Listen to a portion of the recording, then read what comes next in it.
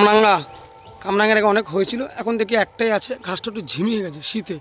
বিশেষ কথা হচ্ছে আমি 7-8 দিন গাছে একটু জল দিতে পারিনি, কারণ কি আমি সে আমার পাড়ায় কালী পুজোয় ব্যস্ত ছিলাম, যার জন্য গাছটা একটু ঝিমিয়ে গেছে। দেখি আবার একটুখানি ওষুধ স্প্রে করতে হবে, তাহলে আবার ফলটা আসবে নতুন করে। একটু জল 2 দিন দিলেই ঠিক হয়ে যাবে। দেখি কামরাঙ্গাটা কোথায় দাঁড়ায়। আবার একটু শেয়ার লাইক একটু কমেন্ট করবে সকালে, এটাই রিকোয়েস্ট। তোমাদের এই চেষ্টাতেই ভিডিওটা অনেক দূর যাবে। এটা হচ্ছে চেরি গাছ। চেরি ফলটা কবে হবে জানি না, তবুও গাছটাকে সবসময় যত্ন করি। এক দাদা ভিডিওতে কমেন্ট করেছিল, কী ব্যাপার দাদা, ছাদ বাগানের ভিডিও কি দেওয়া ভুলে গেলে?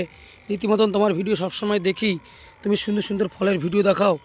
ভিডিওগুলো দিয়ে দাদাকে বললাম, দাদা একটু ব্যস্ত আছি, আমাদের পাড়ায় কালী পুজোর ব্যস্ততে ভিডিওগুলো দিতে পারছি না। তা আবার শুরু করব। এ দেখো এই ফুলটা দেখো কত সুন্দর হয়েছে, দেখো ফুলটা কত সুন্দর, দেখেছো? অসাধারণ দেখতে ফুলটা। ড্রাগন তো শীতকালের ফল নয়, গরমকালের ফল।